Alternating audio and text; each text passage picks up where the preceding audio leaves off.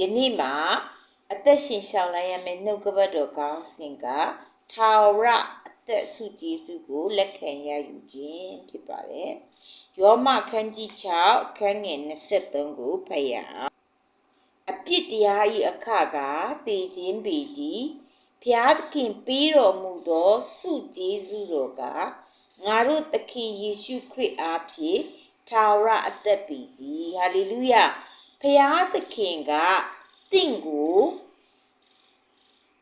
ဆုလက်ဆောင်ပေးတာဖြစ်တယ်။အဲ့ဒီဆုလက်ဆောင်ကဘာလဲဆိုတော့ထာဝရအသက်ဖြစ်တယ်။ဟာလေလုယ။ဘုရားသခင်က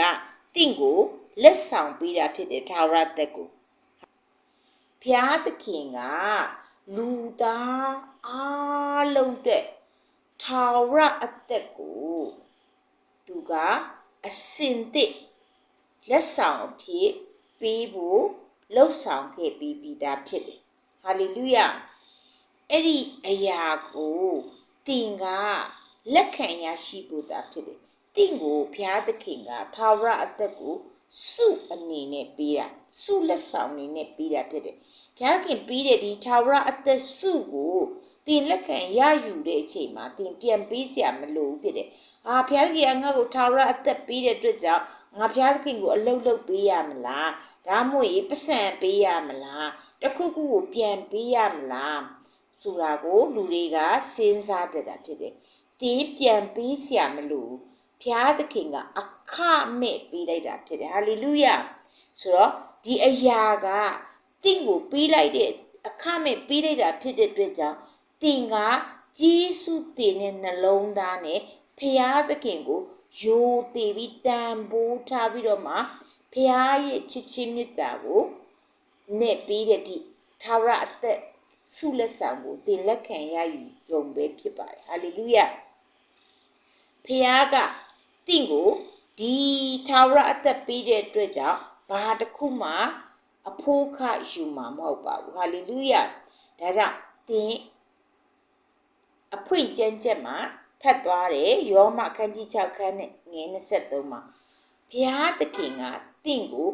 ဆုကျေးဇူးပြုလိုက်တာဖြစ်တယ်ဆုအနေနဲ့လက်ဆောင်အနေနဲ့ကျေးဇူးပြုပေးလိုက်တာဖြစ်တယ်လို့ဖော်ပြထားတာဖြစ်တယ်အဲ့ဒါကိုယေရှုခရစ်တော်အားဖြင့်တင့်ကိုအခမဲ့ဘုရားသခင်ကပေးလိုက်တာဖြစ်တယ်ဆိုတော့တင်သိရမယ့်အရာကတင်ဒီရရှိတဲ့ထာဝရအသက်ကြောင့်ငါကလက်ခံရရှိဖို့မမီနိုင်ဘူးငါကပြန်ပေးစရာမရှိဘူးငါဘလို့မှမလုပ်ပေးနိုင်လို့တင်စဉ်းစားစရာမလိုဘူးတင်ကယုံကြည်ခြင်းနဲ့လက်ခံရယူလိုက်ရုံပဲဖြစ်တယ်ဘာကြောင့်လဲဆိုတော့ဘုရားသခင်ကတင့်ကိုချစ်လို့ဖြစ်တယ်ရှင်ယောဟန်ခန်းကြီး3ခန်းငယ်16ကိုအတူတကွဖတ်ရဘုရားသခင်သားတော်ကိုယုံကြည်သောသူအပေါင်းတို့သည်ပျက်စီးခြင်းတို့မရောက်ထာဝရအသက်ကိုရစေခြင်းဟာလေလုယဖယားသခင်ကတင်ထာဝရအသက်ရဖို့အတွက်ကိုဘာလုပ်ပေးလိုက်လဲဆိုတော့ဖယားသခင်ဒီမိမိ၌တပါးသီးသောသားတို့ကိုစွန့်ပေးလိုက်တာဖြစ်တယ်ဟာလေလုယတင်ထာဝရအသက်ရဖို့ဖယားကသူ့ရဲ့တပါးသီးသောသားတော်ကိုစွန့်ပေးလိုက်တာသူကဘလောက်ထိချစ်လဲဆိုသားတော်ကိုစွန့်အောင်စွန့်ကြီးပြစ်လိုက်တယ်သားတော်ထက်တင့်ကိုပူချစ်တာဖြစ်တယ်စွန့်တော်မူသည့်တိုင်အောင်လောကီသားကိုချစ်တယ်ဟာလေလုယဒါကျွန်တော်တို့တက်တာမှာကိုအရင်ချစ်တဲ့အရာတစ်ခုကိုမစွန့်လွတ်နိုင်ဘူးဖြစ်တယ်ဆိုတော့ကိုချစ်တဲ့အရာတစ်ခုနဲ့နောက်အရာတစ်ခုနဲ့စိုးတဲ့အရာတစ်ခုနဲ့ရွေးခိုင်းရင်ကျွန်တော်တို့ကချစ်တဲ့အရာကိုပဲရွေးမှာဖြစ်စိုးတဲ့အရာကိုရွေးယူမှာမဟုတ်ဒါပေမဲ့စိုးလို့နဲ့ပြည့်နဲ့ပြည့်နေတဲ့လောကီသားတွေကိုဘုရားကဘလောက်ချစ်လဲဆိုသူ့မှာရှိနေတဲ့တပါးသီးတော့တစ်ခုတည်းတော့အရာကိုကျွန်တော်တို့ဆွန့်လွတ်ရမှာဆိုရန်ခတ်ပါတယ်ဘုရားသခင်ကဒါပေမဲ့တပါးသီးပဲရှိတဲ့သူ့ရဲ့တားကိုတော့ဆွန့်လွတ်ပြီးတော့မှလောကီသားတွေကိုယူလိုက်တာဖြစ်တယ်ဟာလေလုယ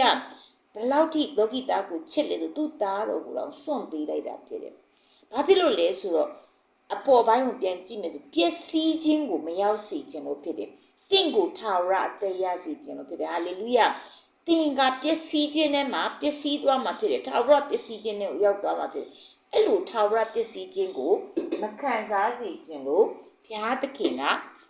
တင့်ကိုထာဝရအသက်ရစေခြင်းလို့ သူ့ရဲ့တပါးသီးသောသားတော်ကိုစွန့်ပေးလိုက်တယ်သင်ကိုချစ်လွန်းလို့စွန့်ပေးလိုက်တာဖြစ်တယ်ဟာလေလုယာဆက်လက်ပြီးတော့မှကျမတို့နောက်ကျမ်းချက်တစ်ချက်ကိုကြည့်ရအောင်ရှင်ယောဟန်ခန်းကြီး9အခန်းငယ်24ကိုကြည့်ရအောင်ငါအမှန်ကန်ဆိုသည်ကငါစကားကိုနားထောင်၍ငါကိုစေလွတ်တော်မူသောသူကိုယုံကြည်သောသူသည်ထာဝရအသက်ကိုရသည်ဖြစ်၍ဒီမှာယေရှုကပြောနေတာဖြစ်တယ်နော်ငါအမှန်ဆိုတာနော်တကယ်အမှန်အကန်ရိုးရိုးလေးတော့မဟုတ်အမှန်အကန်ဆိုတာငါသေချာပေါက်ပြောတာငါစကားကိုနားထောင်ရမယ်တဲ့ပြီးရင်ငါကိုစေလွတ်တဲ့သူယေရှုကိုစေလွတ်တဲ့သူကခမဲတော်ဘုရားသခင်ဖြစ်တယ်ယေရှုကိုစေလွတ်တဲ့ခမဲတော်ဘုရားသခင်ကိုယုံကြည်တဲ့သူကသာထာဝရအသက်ကိုရမှာဖြစ်တယ်ဟာလေလုယာဆိုအဲ့ဒီလူကထာဝရအသက်ရတဲ့အပြင်ဘာဖြစ်သွားမလဲအဖြစ်စီရင်ခြင်းကိုမခံရဘူးဟာလေလုယာသင်ရဲ့အဖြစ်တွေကိုဘုရားသခင်ကစီရင်တော့မှာမဟုတ်ဘူးဖြစ်တယ်ပြီးတဲ့အခါမှာတည်ခြင်းကနေအသက်ရှင်ခြင်းကိုကူးမြောက်တော်သူဖြစ်သွားမှာဖြစ်တယ်ဟာလေလုယာသင်ကထာဝရအသက်ရယုံများမကတည်တဲ့ဘဝကနေတည်ခြင်းတို့ဥတည်နေတဲ့ဘဝကနေအသက်ရှင်ခြင်းဘဝတို့ကူးမြောက်သွားတော်သူဖြစ်သွားမှာဖြစ်တယ်ဟာလေလုယာဒါဆိုရင်ကျမတို့ကဘယ်လိုယုံကြည်ရမလဲသင်ကယေရှုခရစ်တော်က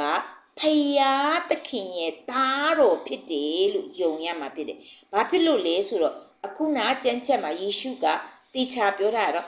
ငါကိုစေလွတ်တော်မူသောသူကိုယုံရမယ်တဲ့။ဟာလေလုယာ။ပထမအပေါ်ကျမ်းချက်ကိုကြည့်မယ်ဆိုရင်ရှင်ယောဟန်3အခန်းငယ်16ကိုကြည့်မယ်ဆိုရင်ဖယားသခင်ကချစ်တယ်လောကီသားတွေချစ်တယ်သူ၌ရှိတဲ့တပါးသီးသောသားတော်ကိုချစ်တယ်လို့ပြောတယ်နော်ဆိုတော့ယေရှုကခမဲတော်ကိုညွန်တယ်ခမဲတော်ကသားတော်ကိုညွန်ပြတာဖြစ်တယ်နော်ဆိုတော့ခမဲတော်နဲ့သားတော်ကတလုံးတဝတယ်ဆိုတာသင်တွေ့ရမယ်ဆိုတော့သင်ဒီနေရာမှာယုံကြည်ရမှာအရာကယေရှုခရစ်တော်ကခမဲတော်ဘုရားသခင်ရဲ့သားဖြစ်တယ်ဆိုတာယုံကြည်ရမယ်ဒါဆိုရင်ယေရှုခရစ်တော်ကဘလိုမျိုးခမဲတော်ဘုရားသခင်ရဲ့သားဖြစ်လာတာလေဆိုတာသင်သိဖို့လိုတာဖြစ်တယ်ဆိုတော့ယေရှုခရစ်တော်ကဖျားစင်စစ်ဖြစ်ပြီးတော့မှလူသားရဲ့ဇာတိခန္ဓာ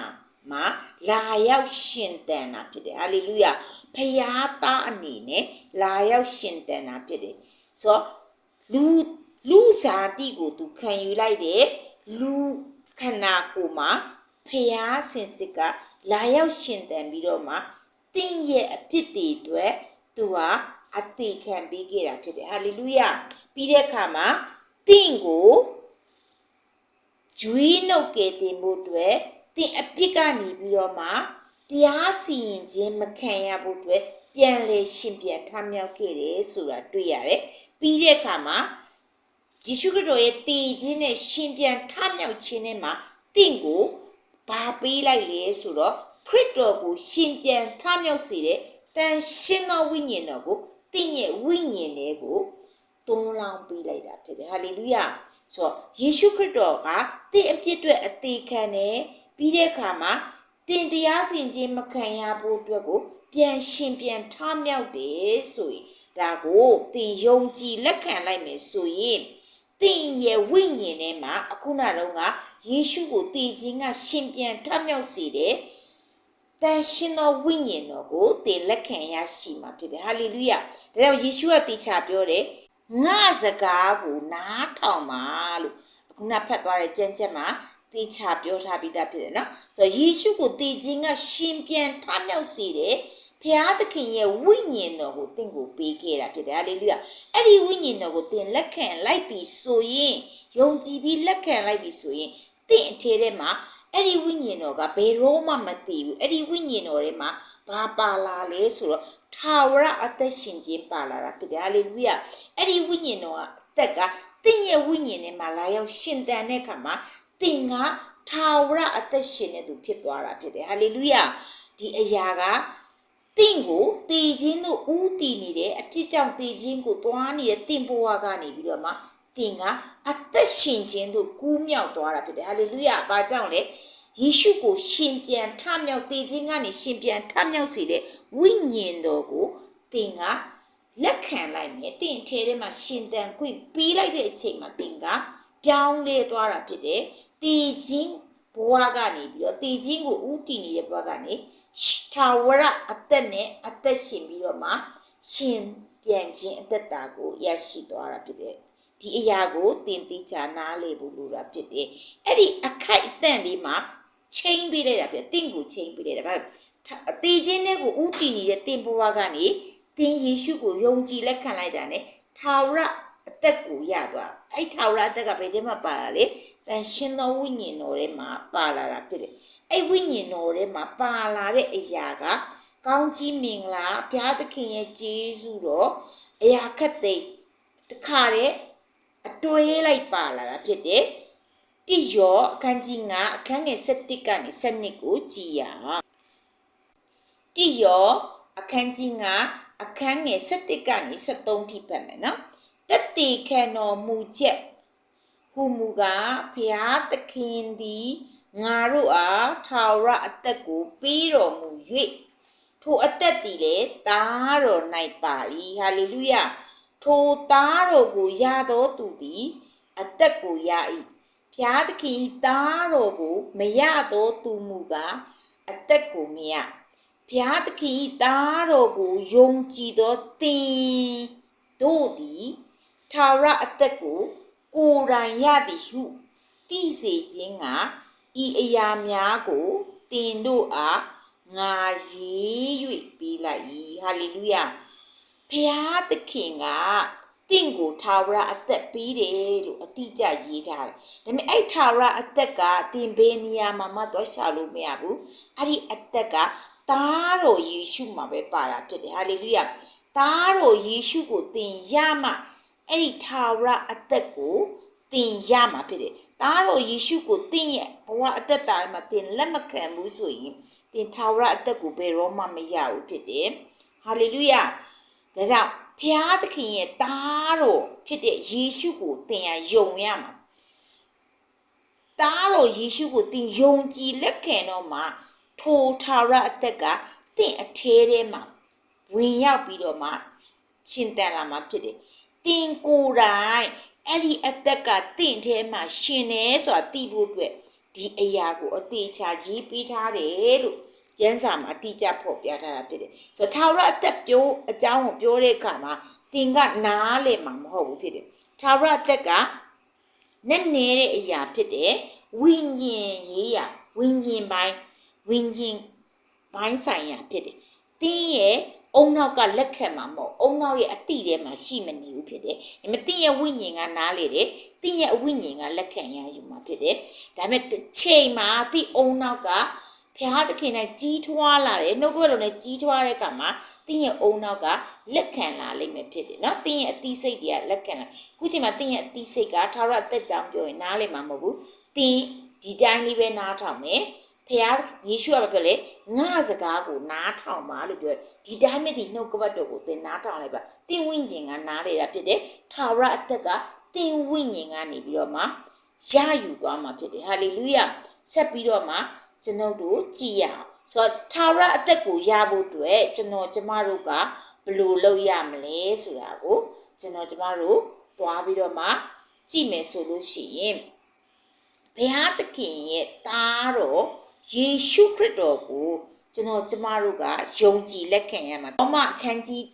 10အခန်းငယ်9ကနေ7ထိကျမတို့သွားဖတ်မယ်ဆိုရင်ယေရှုခရစ်တော်ကိုဘယ်လိုယုံကြည်ရမလဲဆိုတော့နားလည်သွားမယ်။သင်ဟာသခင်ယေရှုခရစ်တော်နှုတ်နဲ့ဝန်ခံရမယ်။ပြီးတဲ့အခါမှာဘုရားသခင်ကသူ့ကိုတည်ခြင်းမှထမြောက်စေတယ်ဆိုတော့စိတ်နှလုံးထဲမှာယုံရမယ်။သင်စိတ်နှလုံးထဲကယုံတဲ့အရာကဘုရားသခင်ကဖြောင့်မတ်ခြင်းကိုရောက်စေတာဖြစ်တယ်။သင်ရဲ့နှုတ်နဲ့ဝင်